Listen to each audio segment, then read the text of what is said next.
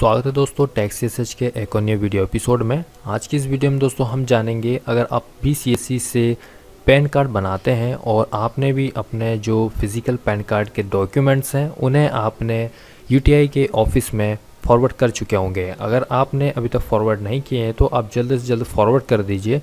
और डिजिटल सेवा पोर्टल के एक और कनेक्टेड पोर्टल है जहां पर आपको यह सारी जानकारी आपको अपडेट करनी होगी जितने कि आपने पैन कार्ड डॉक्यूमेंट्स को फिज़िकली फॉरवर्ड किया है यूटीआई के ऑफिस में। तो हमें दोस्तों करना ये होता है, जो कि कठिन काम होता है, यहाँ पर हमें एप्लीकेशन डिटेल इनपुट करनी होती है विथ स्पेस के साथ में। और हमारे पास में एक कॉलम वाइज हमारे पास में डेटा होता है जो कि हमारे पैन एप्लीकेंट्स होते हैं। अब यहाँ पर आप देखेंगे तो एप्लीकेशन नंबर में हमारे पास में कॉलम्स में नंबर्स होते हैं और इन कॉलम्स को अगर हम यहाँ पर पेस्ट कर देते हैं इस पोर्टल पे तो यहाँ पर हमारा जो एकदम कॉलम्स के शेप में यहाँ पर डेटा फिट हो जाता है। तो हमें अगर इस टाइप में फिट करना है, कुछ ही सेकंडों में ये काम हो जाता है। इसको करने के लिए आपको क्या कुछ फार्मूलास लगाने पड़ेंगे, आइए आज की इस वीडियो में हम जानेंगे। तो अगर आप भी इस चैनल पर नए हो तो चैनल को जरूर सब्सक्राइब कीजिए, बेल आइकन रिंग को ऑल पर सेट कर दीजिए लेटेस्ट वीडियो का नोटिफिकेशन सबसे पहले पाने के लिए। तो सबसे पहले आप कोई भी एक ब्राउज़र लीजिए और सर्च कीजिए digitalseva.csc.gov.in और यहाँ पर आपको राइट हैंड साइड में टॉप पर मिलेगा लॉगिन बटन और हमें यहाँ पे डिजिटल सेवा पोर्टल को सक्सेसफुली लॉगिन कर लेना है। लॉगिन कर लेने के बाद में आपके सामने कुछ इस तरह से इंटरफेस हमें दिखाई देता है। यहाँ पे हमें सर्च कर लेना होता है पैन। ठीक है, जैसे ही आप यहाँ पर पैन सर्च करेंगे आपके सामने कई लिंक आपको देखने को मिलती है। हमें यहाँ पर पैन कार्ड ई-केवाईसी सर्विस पर क्लिक करना है। सबसे पहले हम ये जान लेते हैं कि हमें कौन कौन से डॉक्यूमेंट्स को यहाँ पर फॉरवर्ड किया है और कौन से नहीं किए हैं, ये हम पहले जान लेते हैं। तो हम पैन कार्ड ई-केवाईसी सर्विस पर क्लिक करेंगे, क्लिक हेयर पर क्लिक कर लेंगे और यहाँ पर हमारा जो सीएससी से पैन कार्ड बनाने का पोर्टल है वो ओपन हो जाता है। अब यहाँ पर हम थोड़ा नीचे स्क्रॉल डाउन करते हैं तो यहाँ पर हमें dashboard, pan application, document required, तो यहाँ पर कई सारे हमें सेक्शन देखने को मिलते हैं जहाँ पर हमें कॉन्टैक्ट ऑफिस भी मिलता है, यूटीआई का ऑफिस। ठीक है, तो यहाँ पर हम चलते हैं डैशबोर्ड पर और डैशबोर्ड वाले सेक्शन पर आप चलेंगे तो यहाँ पर हम थोड़ा जूम कर लेते हैं और आपको बताने की कोशिश करते हैं। तो फर्स्ट और सेकंड और यहाँ पे थर्ड। ठीक है, तो फर्स्ट में हमें देखने को मिलता है जो कि है list of applications filed under objection and avoiding clearance by resubmission. ठीक है, अगर आपका कोई डॉक्यूमेंट में ऑब्जेक्शन आ जाता है तो आपको रीसबमिशन वाले जो लिस्ट हैं जिनके हमें रीसबमिशन करने हैं जो कि ऑब्जेक्शन में आए हुए हैं, तो यहाँ पर व्यू पर क्लिक करेंगे, उनके डॉक्यूमेंट आपको यहाँ पर दोबारा से सबमिट करना है। तो ये हमारे पास में कुछ नेम है जिनके हमें दोबारा से रीसबमिट इनके डॉक्यूमेंट करने, ये ऑब्जेक्शंस वाले हैं। अब यहाँ पर हमें सेकंड नंबर में देखने को मिलता है जिनके डॉक्यूमेंट आपने अपलोड नहीं किए हुए हैं। ठीक है, scan copy on application documentary proofs are not uploaded. ठीक है, तो यहाँ पर हमें उन लोगों की डिटेल्स मिलती है जिनके डॉक्यूमेंट हमने अपलोड नहीं किए हैं। फिलहाल हमारे पास में ऐसा कोई केस नहीं है। अब हम यहाँ पे थर्ड नंबर पर चलते हैं, list of application for which physical document are not yet forward to UTI TSL. ठीक है, जिनके डॉक्यूमेंट हमने फिजिकली फॉरवर्ड नहीं किए हैं। अब यहाँ पर देखिए दोस्तों, आपको जो भी अपने स्टेट वाइज जो भी इनका ऑफिस लगता है वहाँ पर आपको फिजिकल डॉक्यूमेंट आपको सेंड करने होते हैं। अब जैसे फिजिकल डॉक्यूमेंट आप सेंड कर देते हैं 15 से 20 दिनों के अंदर अंदर यहाँ पर आपका जो जितने भी नेम यहाँ पे शो होते हैं जिनके आपको फॉरवर्ड करने होते हैं डॉक्यूमेंट, उनकी यहाँ पे लिस्ट शो हो जाती है। तो यहाँ पर अभी हमारे पास में एक ही है क्योंकि हमारे पास में एक ये डॉक्यूमेंट हम फॉरवर्ड नहीं कर पाए हैं किसी रीज़न से। बाकी हमारे पास में बहुत सारे यहाँ पे नेम शो हो रहे थे जिनके डॉक्यूमेंट हमने प्रॉपरली फॉरवर्ड कर चुके हैं। तो 15-20 दिन के अंदर आपका भी यहाँ पे स्टेटस कुछ इस तरह से दिखाई देने वाला है अगर आप डॉक्यूमेंट को फिजिकली फॉरवर्ड कर देते हैं। तो अभी हमारे पास में एक बचा है क्योंकि बाकी सभी के डॉक्यूमेंट हमने क्लियर कर दिया है, तो यहाँ पर ऑटोमेटिकली अपडेट हो जाता है। तो यहाँ पर आपको जिस तरह से लिस्ट दिखाई देती है, अगर आपके पास में अभी लिस्ट दिखाई दे रही है तो आपको इस तरह से आप सिलेक्ट करेंगे, कॉपी कर लेंगे, या फिर दोस्तों इसका जो डाउनलोड होता है एक्सेल का फाइल वो आपको डाउनलोड कर लेना होता है। तो यहाँ पर फिजिकल डॉक्यूमेंट रिक्वायर्ड में रिसिप्ट में आप जाएंगे और यहाँ पर आपको देखने को मिल जाता है पेंडिंग रिपोर्ट। ठीक है, फिजिकल डॉक्यूमेंट पेंडिंग रिपोर्ट में आप जाएंगे तो हमारे पास में एक ही नेम है और यहाँ पर आपके पास में बहुत सारे नेम आ सकते हैं। ठीक है, अब आपको यहाँ पे एक्सेल का एक आइकॉन दिखाई देता है, इस आइकॉन पर आपको क्लिक करना है तो आपका जो एक्सेल फाइल है वो डाउनलोड हो जाता है। तो हमने दोस्तों एक एक्सेल ऑलरेडी डाउनलोड कर रखे थे, हम उस एक्सेल पर आपको बताने वाले हैं किस तरह से आपको काम करना है। ठीक है। तो यहाँ पर हमारे पास में इस एक्सेल का डाटा आ चुका था, जो कि पहले हमने वहाँ से डाउनलोड किए हुए थे यहाँ से, ठीक है। आपके पास में भी आ सकता है। और यहाँ पर आप देखेंगे तो pan application number, pan card जिनका बनाया है उनका नेम आ जाता है, डेट ऑफ बर्थ है, ठीक है। तो इस तरह से यहाँ पर उन सभी का नेम आ जाता है। अब यहाँ पर दोस्तों आपको पैन एप्लीकेशन नंबर कुछ इस तरह से शो होता है, और हमें दोस्तों ये जो डिजिटल सेवा का पोर्टल है वहाँ पर हमें अपडेट करना होता है जिन लोगों के डॉक्यूमेंट हमने फॉरवर्ड कर चुके हैं। अब हमें यहाँ पे दोस्तों पैन कार्ड सर्विस पे जाना है, और यहाँ पर आपको एक लिंक पर रिडायरेक्ट करेगा eseva.cccloud.in। अगर आप यहाँ से नहीं जा पा रहे हैं तो हम आपको लिंक जो नीचे डिस्क्रिप्शन में दे देंगे। अब आपको लॉगिन पे डिजिटल सेवा कनेक्ट पर आपको क्लिक कर देना है। अभी देखेंगे आप तो यहाँ पर टोटल पैन कार्ड डॉक्यूमेंट 0 है, अपलोडेड पैन कार्ड डॉक्यूमेंट भी यहाँ पर 0 है, क्योंकि हमने यहाँ पे कोई भी अभी एक्टिविटी नहीं की है। आपको आना है दोस्तों अपलोडेड डॉक्यूमेंट पर, ठीक है। इसके बाद में है व्यू डॉक्यूमेंट।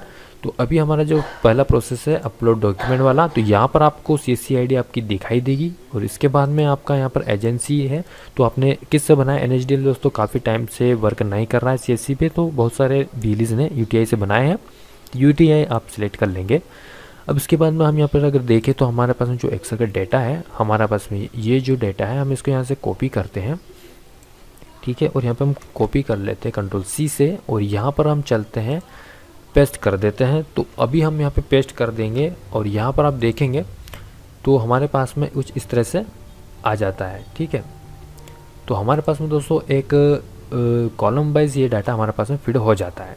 अब हमें दोस्तों यहाँ पर बोला गया है application detail input multiple application number and it should be space, ठीक है।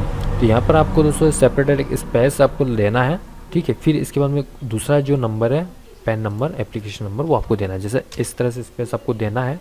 फिर यहाँ पे थर्ड में जाएंगे, फिर आप इस तरह से स्पेस देंगे, ठीक है। फिर हम फोर्थ पे जाएंगे, इस तरह से आप स्पेस देंगे। तो ये हमारा दोस्तों बहुत सारा टाइम यहाँ पे इसमें वेस्ट होने वाला है, तो हम इसको शॉर्ट करने की कोशिश करते हैं। तो आपको ले चलते हैं हमारा दोस्तों एक्सेल शीट पर, जहाँ पर हमें इसे एक रो वाइज डिटेल लाने की कोशिश करेंगे इन कॉलम्स में, जो सेल्स में जो हमारा एप्लीकेशन नंबर है, ठीक है। तो हमें दोस्तों सबसे पहले क्या करना है, ये हमने एक प्रैक्टिस ट्रायल लिया है, तो आपको कुछ इस तरह से देखने को मिलता है, ठीक है। तो हम यहाँ पे इन्हें हटा देते हैं। अब हमें दोस्तों करना ये होता है कि हम यहाँ पे लगाएंगे फॉर्मूला इज इक्वल टू कॉनकेटिनेट, ठीक है। आपको इस तरह से लिखना है, ठीक है, कॉनकेटिनेट, और इसके बाद में आपको ब्रैकेट ओपन करना है, ठीक है। ये आप टैब बटन दबा सकते हैं। जिस तरह से आप यहाँ पे लिखेंगे कॉनकेटिनेट, ठीक है, आपको ये नीचे सजेशन में आ जाएगा, तो आपको नीचे वाले पे जाना है और एक टैब बटन दबाना है। टैब बटन आपके कीबोर्ड में होता है, टैब बटन आप दबाएंगे तो बाय डिफ़ॉल्ट ऑटोमेटिकली यहाँ पे ब्रैकेट हमारा ओपन करके आ जाएगा। अब हमसे यहाँ पे बोल रहा है टेक्स्ट, तो टेक्स्ट हमारे पास में अभी कुछ नहीं, अभी हमें यहाँ पे ट्रांसपोज का एक फॉर्मूला और लगाना पड़ेगा। तो हम यहाँ पे लिखते हैं दोस्तों TRAN, ठीक है। अभी हमारे पास में सबसे ऊपर हाईलाइट हो रहा है, ठीक है। अब हमें यहाँ पे टैब बटन दबा देना है, तो ये हमारा ट्रांसपोज वाला फॉर्मूला भी एक्टिव हो गया। अब इसके बाद में दोस्तों बोला गया है कि एरे देना है। तो एरे में हमें क्या देना है, तो एरे हमारा चालू हो रहा है यहाँ से ले करके यहाँ तक, ठीक है। अब इसके बाद में हमें यहाँ पर दोस्तों लगा देना एम्परसेंड लगाया हमने, डबल इन्वर्टेड कॉमा दिया है, फिर स्पेस दिया है, फिर डबल इन्वर्टेड कॉमा, और फिर ब्रैकेट कर देंगे क्लोज। अब इसके बाद में आपको दोस्तों ब्रैकेट क्लोज को सिलेक्ट करते हुए आगे तक जाना है हमें ट्रांसपोर्ट के T तक, सिर्फ ट्रांसपोर्ट के T तक आपको सिलेक्शन लेना है, ठीक है। ब्रैकेट ओपन वाला जो है उसे भी नहीं लेना है सिलेक्शन में। इसके बाद में दोस्तों आपको दबा देना है अपने कीबोर्ड का F9 बटन, ठीक है। दोस्तों जैसे ही आप F9 बटन प्रेस कर देते हैं, इसके बाद में आप यहाँ पे देखेंगे तो यहाँ पर हमारा सबसे लास्ट में एक कर्ली ब्रैकेट लग जाता है, ठीक है। और यहाँ पर आप देखेंगे तो ओपन ब्रैकेट के बाद में एक कर्ली ब्रैकेट और ऑन हो जाता है, ठीक है। तो हमें इन दोनों कर्ली ब्रैकेट को दोस्तों रिमूव करना है, इरेज करना है, ठीक है। तो हमने यहाँ पे दोस्तों जो सबसे लास्ट में कर्ली ब्रैकेट लगा हुआ है उसको हमने हटा दिया है, और इसके बदले में हमने लगा दिया है क्लोज ब्रैकेट, ठीक है। और एक ब्रैकेट हमारा यहाँ भी कर्ली ब्रैकेट ओपन हो गया है, तो इस कर्ली ब्रैकेट को भी हम यहाँ पे क्या करते हैं, हटा देंगे, ठीक है। तो यहाँ पर हमारा जो मेन ब्रैकेट ओपन हुआ था, ठीक है, ओपन ब्रैकेट हमारा ये है और एक क्लोज ब्रैकेट ये रहा, ठीक है। कर्ली ब्रैकेट हमें लास्ट और स्टार्टिंग में नहीं रखना है, ध्यान रखना है, ठीक है। हमारा जो ब्रैकेट ओपन और क्लोज वो होना चाहिए, वो ये वाला ब्रैकेट होना चाहिए, ठीक है। अब ये दोनों होने के बाद में हमें करना है दोस्तों इंटर। अब हमने यहाँ पे इंटर कर दिया, तो आप यहाँ पे देख लेंगे तो ये हमारा जो जितने भी सारे एप्लीकेशन नंबर है वो एक रो लाइन में आ चुके हैं। और यहाँ पर दोस्तों ये अलग अलग सेल्स में नहीं है, यहाँ पर ये एक ही सेल में, अगर हम यहाँ पे से चौड़ा करेंगे ठीक है, तो यहाँ पर देखेंगे आप तो एक ही सेल में आपको दिखेंगे। ठीक है, तो हम यहाँ पे करेंगे दोस्तों क्या, इस पर से क्लिक कर लेंगे और आपको कॉपी कर लेना है। ठीक है, यहाँ से हम इसे कॉपी कर लेंगे और इसके बाद में आपको चलना है यहाँ पे और यहाँ पे आपको आ करके पेस्ट कर देना है। तो इस तरह से आप दोस्तों अपना जो एप्लीकेशन नंबर है वो स्पेस ऐड यहाँ पर कर सकते हैं और यहाँ पर आप पेस्ट कर सकते हैं। ठीक है, अब हम यहाँ पर नंबर ऑफ़ डॉक्यूमेंट ये ऑटोमेटिक कैलकुलेट हो जाता है अपने स्पेस के अकॉर्डिंग। ठीक है, तो यहाँ पर हम क्लिक करेंगे, आप देखेंगे तो यहाँ पे 28 ऑटोमेटिकली आ चुका है। अब यहाँ पर जिस भी डेट में आपने कुरियर किया है उस रिसीप में आप डेट देखेंगे, ये आपको पता है किस डेट में किया है, तो वो आप यहाँ पर डेट सेलेक्ट कर लेंगे। पीओडी ट्रैकिंग नंबर में आपको यहाँ पर दोस्तों आपकी रिसीप में आपको देखने को मिलेगा POD tracking number. Courier companies में आपको कुरियर कंपनी का नेम दे देना, स्पीड पोस्ट से क्या करा है आपने, इंडिया डाक करा है। ठीक है, जो भी कुरियर कंपनी का नेम है वो यहाँ पर दे देंगे। डिलीवरी डेट, जिस डेट में आपने डिलीवरी करी, डिलीवरी लोकेशन में आपने मुंबई वाले में किया है तो यहाँ पर मुंबई आप सेलेक्ट कर लेंगे। मुंबई का यहाँ पे एड्रेस जो है ऑटोमेटिक आ जाएगा, आपको यहाँ पे इस एड्रेस को कंफर्मेशन करना है। कुछ रीमार्क आप यहाँ पे देना चाहे, लिखना चाहे वो लिख सकते हैं। इसके बाद में tap to upload scan copy POD. ठीक है, प्रूफ ऑफ डॉक्यूमेंट फॉरवर्डिंग जो भी आपने किया है तो प्रूफ ऑफ आपको देना पड़ेगा। तो वो जो आपने रिसीप्ट आपको मिली है जो कि डॉक्यूमेंट फॉरवर्ड करते टाइम आपको पोस्ट से मिला है उस रिसिप्ट को आपको यहाँ पे दोस्तों अपलोड कर देना है। ठीक है, तो हम यहाँ पर दोस्तों अपने जो एप्लीकेशन नंबर है उसे यहाँ पे फीड कर देंगे। जैसे ही दोस्तों आप यहाँ पे फाइनल सबमिट करते हैं आपके सामने इस तरह से स्टेटस देखने को मिलता है, हमने किस तारीख को आपने कितने डिलीवर किए हैं, डिलीवरी डेट क्या है, कौन सा आपका कंपनी रहा है, सारा डिटेल वही सेम आपको कुछ इस तरह से देखने को मिलता है, जहाँ पर आपको एक सीरियल नंबर भी इसका देखने को मिल जाता है। अब यहाँ पे व्यू डॉक्यूमेंट पर हम यहाँ पे दोस्तों क्लिक कर लेते हैं तो व्यू डॉक्यूमेंट में ही हमें ये सारी जो चीज़ें हैं वो देखने को मिलती है। अब हमारा जो डैशबोर्ड है वो हम उसे चेक करते हैं तो टोटल पैन कार्ड डॉक्यूमेंट आपने वन टाइम आपने सेंड किया है, एक यहाँ पे आ रहा है, अपलोड पैन कार्ड डॉक्यूमेंट 1 आ रहा है। ठीक है, आपने भी स्टार्टिंग किया है। ठीक है, अगर आपको दोस्तों आपको और भी पैन कार्ड बनाने हैं तो आप यहाँ पे इस तरह से प्रोसीड पर क्लिक करके और न्यू व्यू यहाँ पे आप जैसे लॉगिन कर लेंगे ठीक है, तो आप वहाँ पे और भी पैन कार्ड्स आप बना सकते हैं। तो इस तरह से दोस्तों आप जो है अपनी डिटेल्स को ईजिली यहाँ पर अपलोड कर सकते हैं और अपडेट कर सकते हैं। ठीक है, तो आज की इस वीडियो दोस्तों आपको आशा करते हैं अच्छी लगी होगी। अगर पसंद आई हो तो ज़रूर लाइक कीजिएगा, चैनल पर नए हैं तो जरूर सब्सक्राइब कीजिए।